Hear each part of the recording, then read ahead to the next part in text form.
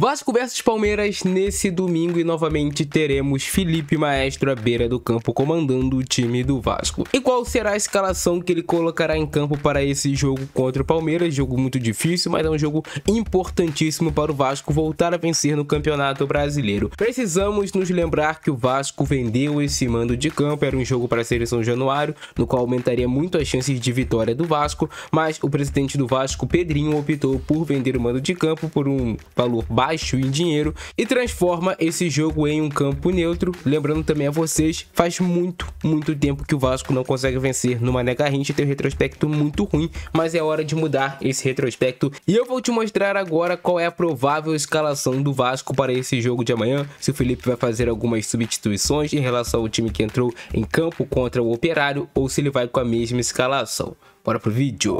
Então, galera, estamos aqui com a provável escalação do Vasco para o jogo de amanhã contra o Palmeiras. O Vasco deve jogar no seu sistema tático 4-2-3-1, não tem modificação nenhuma em relação ao sistema tático de como o Vasco jogava com o técnico Fábio Carille. Bom, o Vasco terá o Léo Jardim no gol como seu goleiro titular, na lateral direito Paulo Henrique também como lateral direito titular e a dupla de zaga será formada novamente por João Vitor e Lucas Freitas. Na lateral esquerda teremos o Lucas Piton jogando como titular, que não jogou o último jogo completo, teve que ser substituído para a entrada do Vitor Luiz, e na dupla de volantes do Vasco é o único setor no qual podemos ter uma mudança. Hugo Moura é certeza para esse jogo, será titular, e aí tem uma dúvida entre Jair e Matheus Carvalho. O Jair é um jogador que, cara, tem qualidade, mas às vezes falta um pouco de pegada no meio de campo. Com o Matheus Carvalho, Matheus Cocão, o Vasco voltaria à sua dupla de volantes que mais jogou na temporada passada no Campeonato Brasileiro, que era Hugo Moura e Matheus Carvalho. Eles eram os volantes que mais jogavam do Vasco, quando o Vasco teve um período que ficou com o Jair e com o Paulinho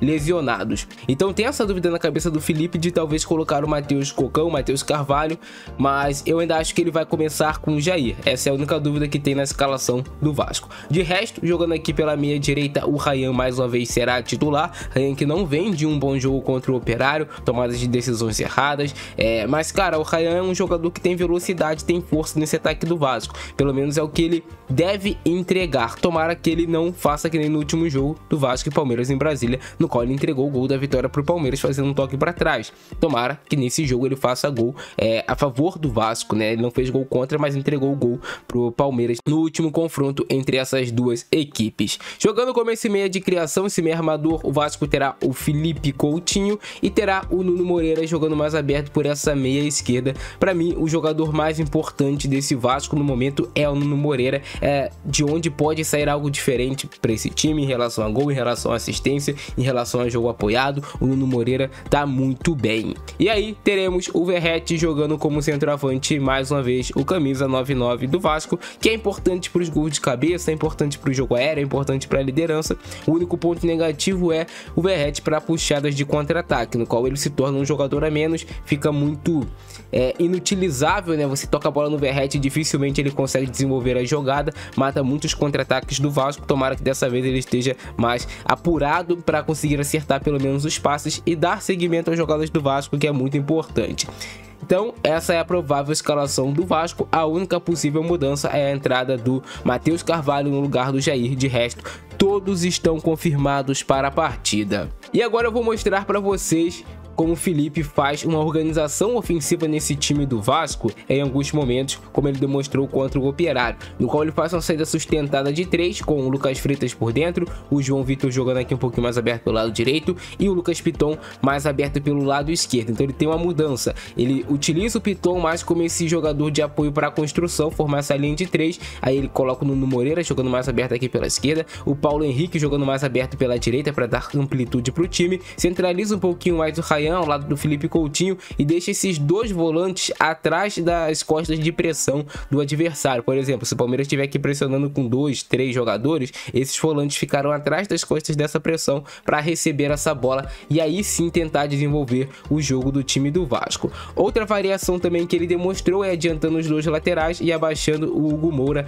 entre os zagueiros. E aí quando ele coloca o Hugo Moura entre os zagueiros, ele faz essa saída sustentada com 3 com o Lucas Freitas mais na esquerda, o Hugo Moura mais mais centralizado, o João Vitor aqui pela direita, e aí ele abaixa um pouquinho o Felipe Coutinho para receber essa bola, junto com outro volante, o Jair ou o Matheus Carvalho. Continua mantendo a amplitude por um lado com o Paulo Henrique, mas utiliza a amplitude do outro lado com o Lucas Piton, centraliza um pouquinho mais o Nuno Moreira junto com o Ryan e deixa o Verratti mais à frente. Teve alguns momentos na partida contra o Operário que ele utilizou essa saída de bola.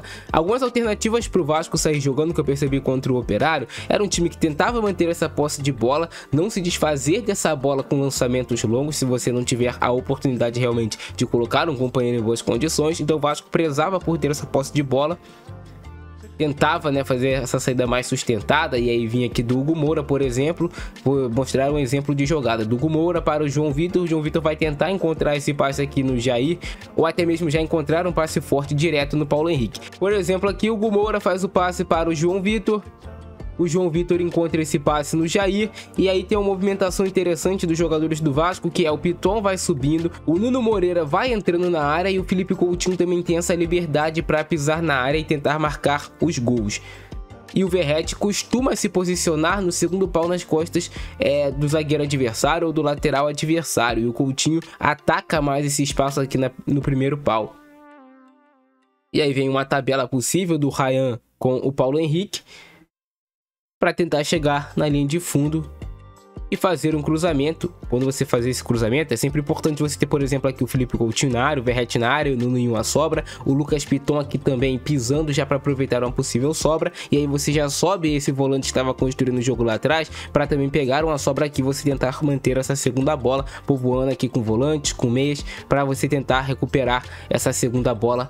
Também é uma das alternativas do time do Vasco, e você faz esse cruzamento para a área. Se ele for bem feito, um desses jogadores pode aproveitar. Aqui no caso, nessa animação, coloquei o Verratti aproveitando e marcando o gol. Na hora de fazer a recomposição defensiva, o time do Vasco recompõe um 4-4-2, fica bem definido nesse 4-4-2, principalmente quando o Vasco está marcando um bloco baixo, um bloco mais médio. O Vasco marca nesse 4-4-2, colocando seus dois volantes mais centralizados, o Jair e o Hugo Moura, abaixando o Nuno Moreira pelo lado esquerdo para ajudar o Lucas Piton, e do outro lado o Ryan vai ajudar o Paulo Henrique, e aí você deixa o Verratti e o Felipe Coutinho fazendo aqui uma meia pressão. Na hora de tentar fazer uma marcação um pouco mais pressão, o Vasco opta por uma marcação mais zonal. Por exemplo, se a bola estiver saindo mais pelo lado esquerdo, o Vasco move o seu bloco de marcação para o lado esquerdo para tentar ganhar essa bola, e aí abre até um pouco espaço do outro lado, mas é assim que o Vasco se organiza para tentar fazer as suas formas de marcar. É muito importante que o Vasco não leve um gol no início do jogo, que o Vasco consiga até fazer um gol no início do jogo, e que o Vasco se comporte como time grande. Se o Vasco vier com a postura de ficar se defendendo lá atrás e tentar jogar somente nos contra-ataques, o time do Vasco é lento para puxada de contra-ataque